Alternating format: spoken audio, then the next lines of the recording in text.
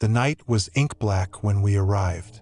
Miles from civilization, the only sound was the soft crunch of gravel under our feet as we made our way to the abandoned hospital. I'd read online about the place, old rumors, creepy legends, and a haunting or two. But most of those stories were just that, stories, or so I thought. A friend had mentioned it in passing. Some decades-old institution for the mentally ill closed down in the 50s. For years, it was off-limits, private property with its windows boarded up, fences locked tight. But now, the gates were wide open, and a chilling invitation hung in the air. Couldn't resist. I shined my flashlight across the overgrown lawn, spotting patches of weeds towering above me, shadows creeping with each sway of the light. A low wind hissed through the bushes, and I swear I heard whispers trailing it. I told myself it was just the wind. The main building rose like a corpse from the undergrowth, its brick walls lined with deep cracks, some sections barely standing. And the windows, every last one of them was shattered, gaping holes like empty eye sockets. The place had this haunting aura, a silent scream frozen in time. My friend, Mark, nudged me. "Let's check out the basement first," he whispered, a grin on his face that was half mischief, half unease.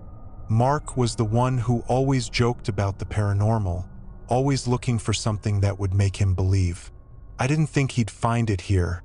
We pushed our way through the creaky front doors, the wood groaning as if in pain.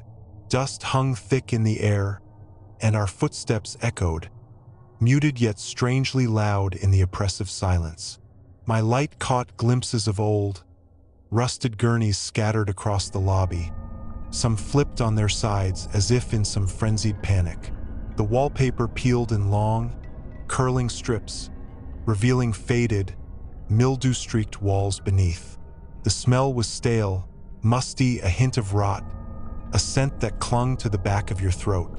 "Down here," Mark said, already descending the concrete stairs to the basement. I swallowed and followed, each step echoing deeper and darker. The temperature dropped sharply as we moved further down. I could see my breath clouding in front of me, each exhale tinged with a nervous shiver. When we reached the bottom, the light illuminated rows of metal doors lining the hallway cells. Perhaps, or maybe isolation rooms. I felt a chill that wasn't just from the air. We crept down the hall, passing room after room, each with its own scratch marks on the walls, and some doors hung half open, revealing nothing but darkness beyond. At the far end was one last door, slightly ajar. Mark glanced at me, his expression suddenly serious, and we both moved in closer. When we pushed it open, a wave of staleness and decay rolled over us, almost physical, like a weight pressing down. Inside, a small operating table sat in the center, an ancient surgical light hanging above it, its cracked glass refracting strange, dancing shapes across the walls. Surgical tools, rusted and crusted with years of grime, lay scattered across a tray. My flashlight flickered. "Look," Mark said, pointing to a section of the wall. I turned and my stomach dropped. Etched into the wall, in crude, clawed marks, were words, scratched over and over, as if someone had been desperate for the world to hear them. "Let me out." It was written 100 times, each letter growing more erratic and desperate, and underneath, small flecks of something dark and dried stained the plaster. Blood? Just then, there was a sound, a faint shuffling, as if something was moving down the hall toward us. I held my breath, my mind racing. Maybe a rat, or maybe something else, but whatever it was getting closer. I pointed my flashlight at the door, ready to see some animal dart past, but there was nothing, just the sound, now louder, accompanied by soft, labored breathing. Mark tensed. Maybe we should go," he whispered, but his voice cracked halfway. We backed out of the room slowly, moving toward the stairs. The sound of breathing followed us, growing louder, closer. And then, just as we reached the stairs, I froze. At the top, in the doorway, there was a figure, just a dark silhouette, standing perfectly still, watching us. I blinked, and it was gone. Mark and I exchanged glances, our faces pale, then bolted up the stairs, not caring about the noise. The air grew colder, sharper, until it felt like a knife edge against my skin. I glanced behind us, and for a split second, I saw something crawling up the stairs on all fours, fast, with limbs that bent at impossible angles, its face hidden in shadow. We burst into the lobby, practically falling over each other in our scramble to reach the front doors. As we ran, I felt a grip on my shoulder, cold and bone deep. I turned, expecting to see Mark grabbing me, but his hands were already pushing the door open. My flashlight fell, casting one final, fleeting light over the room. Standing just a few feet away was the figure, closer now, clearer. Its eyes were sunken hollows, pitch black. Its skin stretched taut over a face frozen in an expression of sheer agony. It opened its mouth, but no sound came out, only a silence that was louder than any scream I'd ever heard. And then, it began to move toward us, each step slow, deliberate, like it had all the time in the world. We didn't wait. We stumbled outside, gasping, the cold night air biting our lungs as we sprinted across the lawn. When we reached the road, we didn't stop until we were back at the car, panting, shaking, adrenaline pumping through us like a fever. Mark looked back at the hospital, his face ashen, his hands trembling. Did you see?" I nodded, too shaken to speak. We sat in silence, staring at the dark silhouette of the hospital, its windows empty and watchful. I don't remember how long we sat there, but finally, I turned the key in the ignition, and we drove off, neither of us saying a word. Later that night, as I lay in bed, my phone buzzed with a message from Mark. It was a picture taken somewhere inside the hospital. In the image, barely visible in the background, was the figure, staring directly at the camera with empty eyes. Beneath it, Mark had typed only 3 words: "It followed us."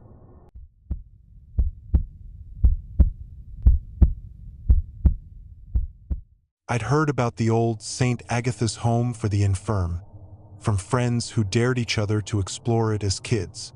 The home had sat abandoned for almost 50 years, swallowed by ivy and decay, at the end of an overgrown road on the outskirts of town. Nobody really knew what happened there, but rumors claimed strange experiments took place in its basement.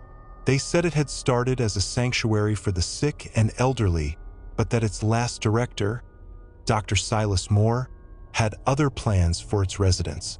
People in town avoided it. Some claimed to have seen lights in the windows at night. Others swore they heard faint cries. But the stories weren't enough to keep me away. One cold October night, I decided to go alone. I don't know why. Maybe I wanted to prove something to myself, or maybe I thought I'd find some interesting artifacts inside. But in hindsight, I realize now it wasn't just curiosity. It was like something was pulling me there, whispering at the edge of my mind. The front gates were chained shut, but years of rust had weakened them, and I easily slid through a gap in the fence. The grounds were eerily quiet, except for the soft rustle of leaves underfoot. The building loomed in front of me, its brick walls streaked with dark stains, its windows shattered and empty. My flashlight cast thin beams as I approached the massive wooden doors, which creaked open with a push. The lobby was a cavernous space filled with dust and the musty stench of rot. Chairs lay overturned, and an old, ornate desk was coated in grime. Faded, eerie portraits lined the walls. Patients, maybe, their faces blurred by time. I took a deep breath, steadying my nerves, and started down the main hallway. Every step seemed to echo, as if the walls themselves were holding their breath. I passed rooms filled with rusted hospital beds, old charts scattered on the floor. The names had faded, but I could still make out phrases scrawled in jagged handwriting. Restless nights, delusions increasing, no response to treatment. The words felt wrong, like they held secrets too old and heavy to be lifted. A chill ran down my spine as I approached a staircase leading to the basement. I hesitated, but something urged me on, almost as if a hand was gently pressing on my back. The stairs were narrow, the darkness below thick and unyielding.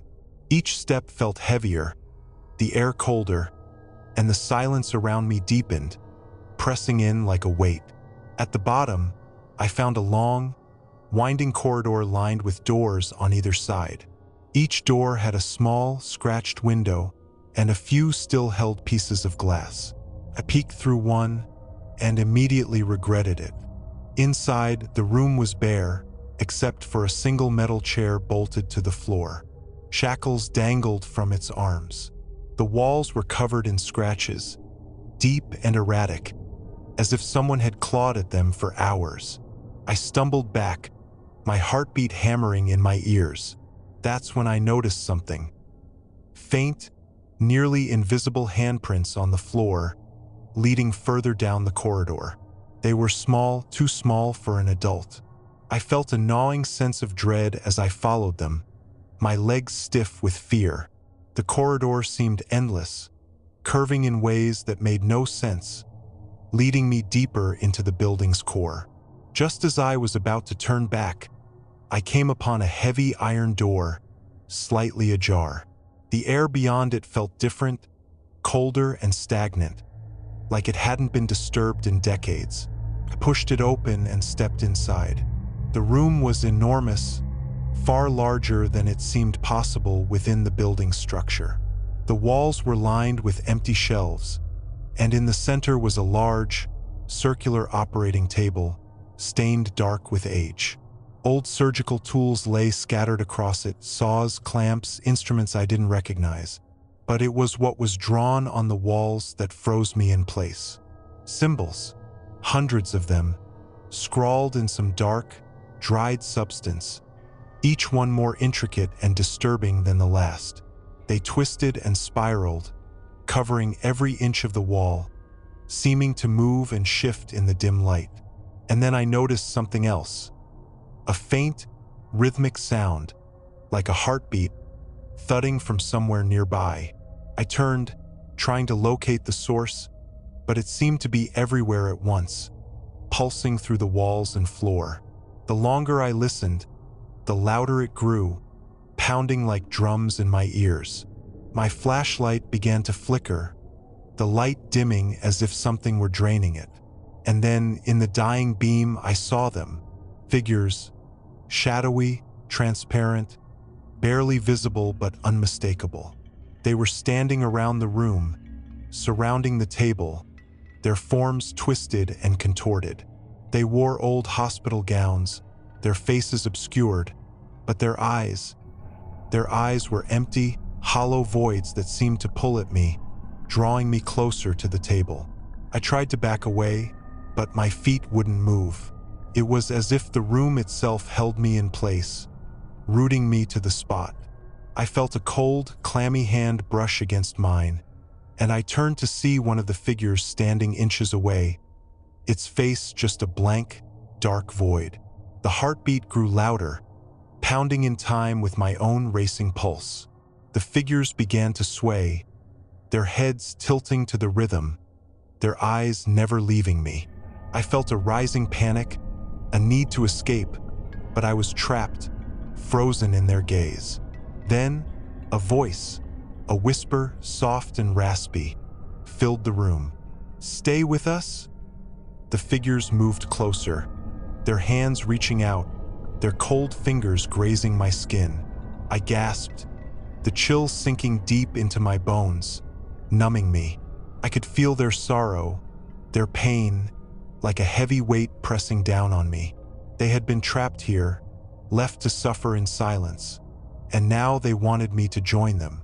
With a surge of desperation, I yanked my arm free and stumbled backward, breaking their grasp.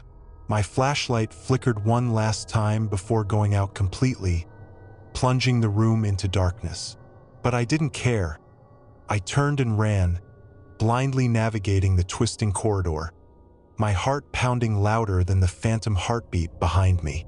I could still feel them, their cold presence lingering, following, their whispers echoing in my ears. "Stay, stay." I reached the stairs and scrambled up, practically throwing myself up each step until I burst back into the main hallway. The air felt lighter here, less oppressive, but I didn't stop. I ran through the entryway, out the doors and into the cold night, not stopping until I reached the gates. When I finally dared to look back, I saw the faint outline of a figure standing in the entrance, watching me, its empty eyes glinting in the moonlight. I never returned to St. Agatha's after that night. I tried to tell others about what I'd seen, but the words never came out right. Some nights, when I lie in bed, I can still feel that heartbeat, faint and distant, pulsing through the walls. And sometimes I hear the whispers, "Stay with us." And every time, it's harder to resist.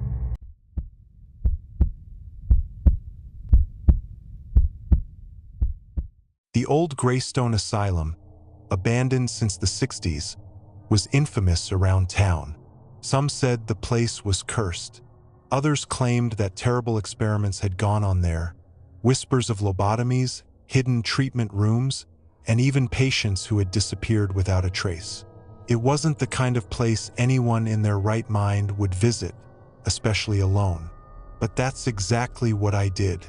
My friends had bailed at the last minute, claiming emergencies, when it was obvious they were just scared.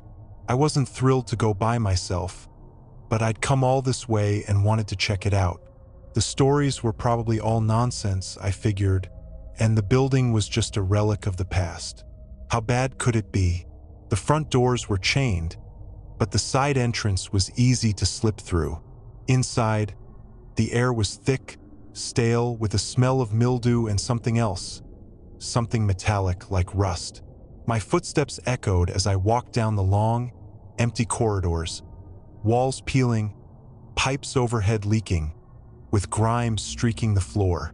Graffiti lined the walls, most of it just spray-painted symbols, though some seemed disturbingly intricate. Phrases like, "Welcome home," and "Never leave." I ignored it and kept going. It was when I turned a corner that things started to get strange. The hallway stretched longer than I remembered it looking from outside, extending into the darkness in a way that didn't feel right. But I shrugged it off and kept moving forward. I passed old patient rooms, empty beds strewn about, yellowed charts and empty pill bottles scattered on the floor. Dust hung in the air like mist, and as I walked, it was almost as if the sound of my footsteps changed, becoming softer, muted. Ahead, I spotted a door with a brass plaque reading, "Operating Theater B." I felt a shiver as I pushed it open. The room was large, with old surgical lights dangling from the ceiling. A row of theater seats lined one side of the room, as if people had once sat to watch whatever went on here. I took a deep breath, and suddenly, I caught a smell, something faint, something rotting. But the building had been abandoned for decades. Whatever was causing that smell couldn't possibly still be there. Then I heard it, a shuffle just out of sight. My heart leapt, and I swung my flashlight around, but the room was empty. Only shadows danced across the walls, flickering as the beam moved.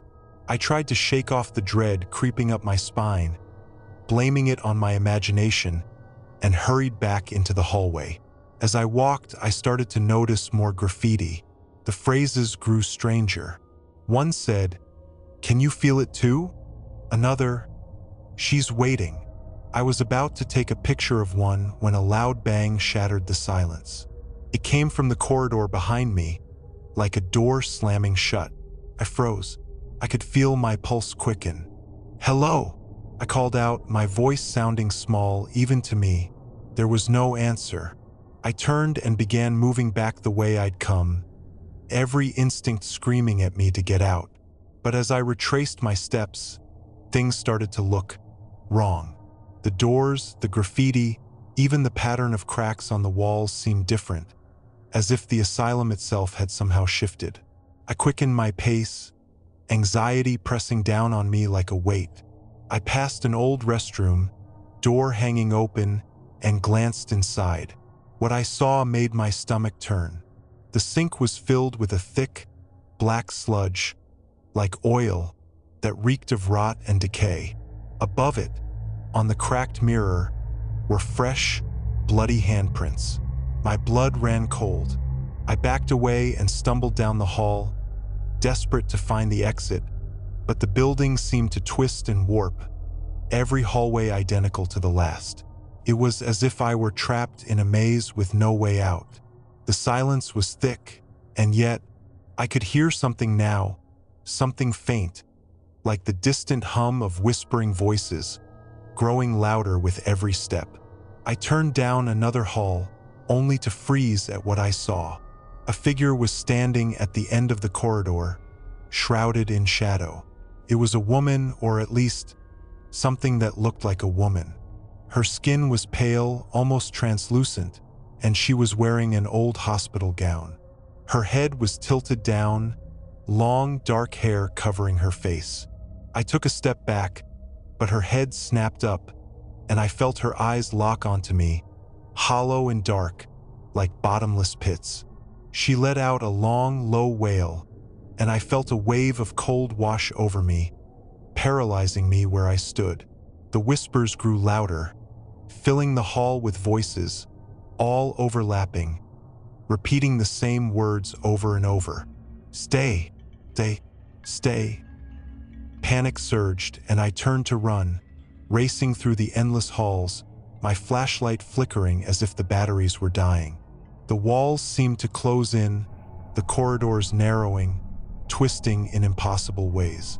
No matter how fast I ran, I couldn't shake the feeling that she was right behind me, following me, her wails echoing through the building.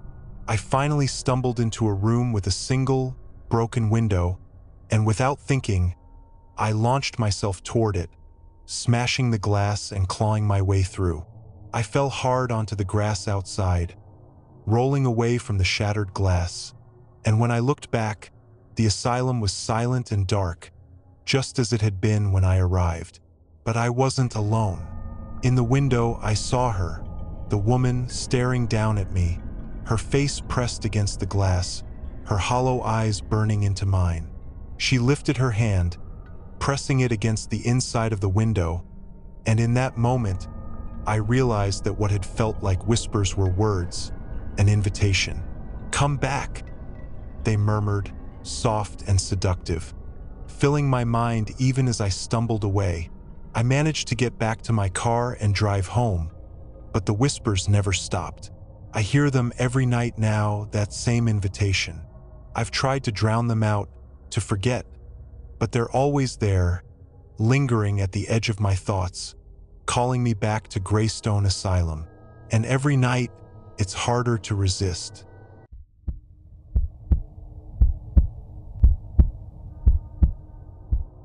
There's something eerie about abandoned places, but this time I went too far. It was supposed to be a simple thrill, a night in the old Langley Hospital, abandoned since the 1970s. But something drew me there, a feeling I couldn't shake. My friend Jack told me it wasn't worth it, but I insisted, so he came along. I wish he hadn't. As we climbed through the broken window into the hospital, the stale air hit us immediately. It smelled of mold, decay, and something else, something sour. Our flashlights cut through the darkness, revealing crumbling walls and broken equipment strewn everywhere. The floors were covered with debris, like old patient records and chunks of plaster. We wandered deeper, moving through empty wards and operating rooms, our footsteps echoing in the silence. Jack was nervous, muttering that the place didn't feel right, but I brushed it off. We made our way toward the basement. I'd read online that the morgue was down there, and of course that was the creepiest place in the building. It was exactly where I wanted to go. The stairwell down to the basement was pitch black, and as we descended, the air grew colder, almost damp. The smell got worse, thicker and more sour, like something rotten was just around the corner. The walls were covered in strange marks, not quite graffiti, more like scratches in the paint. I felt my heart start to race as we finally reached the bottom. The hallway down there was narrow and winding like a tunnel. Our flashlights seemed dimmer, barely cutting through the darkness. Jack grabbed my arm, whispering that he heard something. I strained my ears but heard only silence, heavy and unnatural, pressing in on us. The morgue doors were just ahead. They were huge, heavy things with chipped paint and rust like the doors to a vault. We pushed one open, and it creaked, the sound echoing down the hallway. Inside, it was dead quiet, and rows of metal drawers lined the walls. Each drawer had been a resting place for someone long forgotten. I glanced at Jack, and he shook his head, pleading silently to leave. But I was curious, too curious. I stepped forward, drawn to the drawers, and pulled one open. It was empty, of course, just a metal slab, cold and grim. But when I closed it, something strange happened. From the corner of my eye, I saw a shadow move across the room. I spun around, flashlight darting across the walls, but there was nothing there. Just us, surrounded by silence. Jack was whispering my name, his voice trembling, saying we should go. But I couldn't leave, not yet. I felt compelled to keep looking. Then we heard it, a faint scraping sound, like nails dragging on metal. It started softly, echoing through the morgue, but grew louder, closer.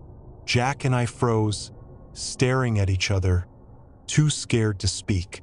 The sound seemed to come from one of the drawers at the far end, where the shadows were deepest. It was unmistakable now. Something was in there, scratching, trying to get out. With a trembling hand, I pointed my flashlight toward the drawer, and for a moment, everything was silent again.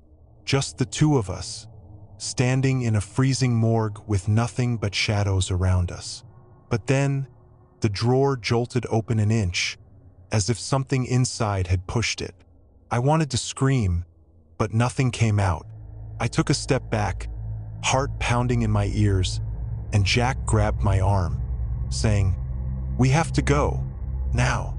I nodded, backing toward the door, my eyes fixed on the drawer that had moved. We were almost out when the door behind us slammed shut, sealing us in. We ran to it, pulling and pushing, but it wouldn't budge. It was as if something on the other side was holding it closed. The room was suddenly freezing, our breath visible in the beams of our flashlights. Then we heard it again, the scratching, louder and faster, coming from multiple drawers this time. The sound was all around us, filling the room with a frantic, desperate energy, like 100 trapped animals clawing to get out. "Who's there?" I shouted, my voice cracking, but there was no answer, only the scratching, relentless, like nails on a chalkboard, filling my head until I could barely think. And then, silence. I looked at Jack, his face pale, his eyes wide with fear. He was pointing at something behind me. I turned slowly, and that's when I saw it. One of the drawers was open, not just an inch, but all the way, and standing beside it was a figure, hunched and shadowy, its skin stretched and pale, like it had been left in the dark for far too long. Its eyes were black holes, empty and endless, staring at us with an unnatural hunger. It took a step forward, its body moving in jerky, unnatural movements. Jack grabbed my arm, pulling me toward the door, screaming, "Open it! Open it!" I pushed on the door with all my strength, feeling it give slightly. I shoved again, the door inching open, just enough for us to slip through. We stumbled back into the hallway, slamming the door shut behind us. But as we turned to run, we heard it again, the scratching louder than ever, coming from all directions. It was as if the entire basement was alive, filled with things that wanted to escape. We ran up the stairs, breathless, our flashlights bouncing off the walls as we sprinted through the dark, twisting hallways. The scratching grew louder, following us, filling every corner, every empty room, like a swarm of insects. And in the darkness, I swear I saw shadows moving, figures lurking just out of sight, reaching for us. When we finally burst out of the hospital, we didn't stop running until we reached the car. We jumped in, locked the doors, and sped away, not looking back. But even now, I can still hear it sometimes, that faint scratching sound, like nails on metal, echoing in the back of my mind. I don't know what we awakened down there, what had been waiting in the shadows all these years. But I do know one thing: I'll never go back. And if you ever find yourself near the old Langley Hospital, don't go in. Some doors are meant to stay closed.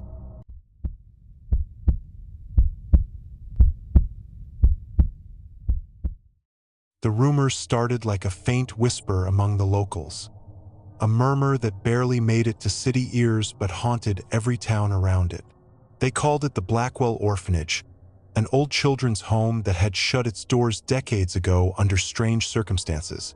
According to legend, the caretakers vanished one night, leaving the children behind in a crumbling ruin, some of whom were never found. People claimed you could still hear their cries, echoing through the woods on stormy nights. I'd always been curious about ghost stories, but this one felt different, real. Maybe it was the sheer emptiness of the place, sitting alone at the edge of the forest, swallowed by vines and shadows. Or maybe it was the fact that no one dared go near it, not even to tear it down. But here I was, late on a Saturday night, staring at the looming silhouette of Blackwell Orphanage, armed only with a flashlight, a camera, and a stubborn need to know what was inside. I pushed through the brittle iron gates, rusted and twisted into claw-like shapes, and felt the chill of the air press against my skin, the dampness settling deep into my bones.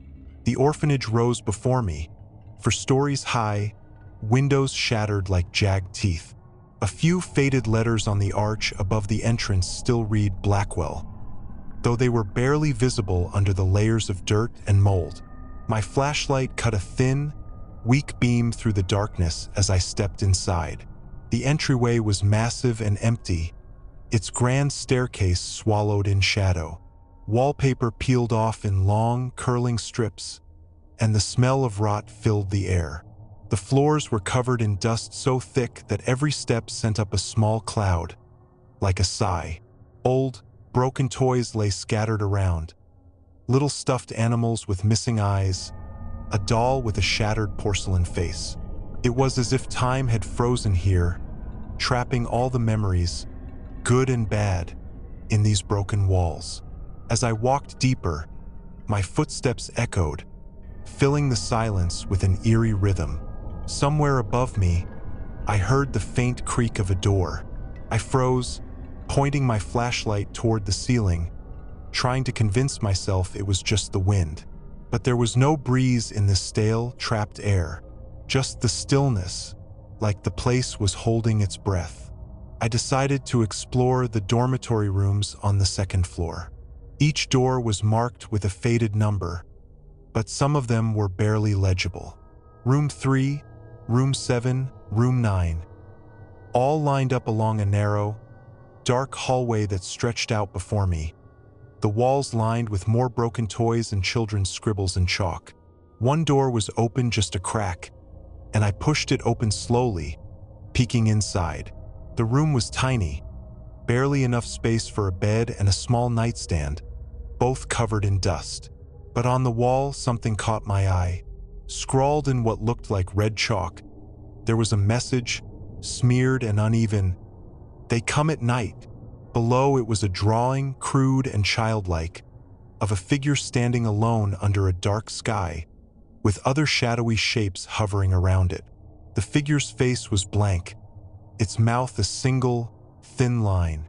I felt a shiver crawl up my spine, and a prickling sensation at the back of my neck, like someone was watching me. My flashlight flickered, just for a second, but it was enough to make me turn around, my heart pounding. I was alone, or at least I thought I was. Then I heard it, a soft, muffled sound, like a whisper, but more of a chant, coming from somewhere down the hall.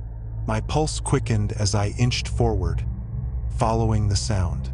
The hall seemed to stretch, growing darker, narrower, as if the walls were pressing in. The sound grew louder, a mixture of voices chanting in unison, repeating the same phrase over and over, but I couldn't make out the words. It was just a murmur, low and endless. I turned a corner, and the sound stopped. Before me stood a door, slightly ajar, its paint chipped and peeling. Slowly, I pushed it open, my flashlight barely piercing the dark. Inside, the room was empty save for a large, circular pattern drawn on the floor in some kind of dark, crusted substance. Around it were scattered remnants, little bones, bits of cloth, broken crayons. It looked like a ritual, something that shouldn't have been touched, but curiosity got the better of me.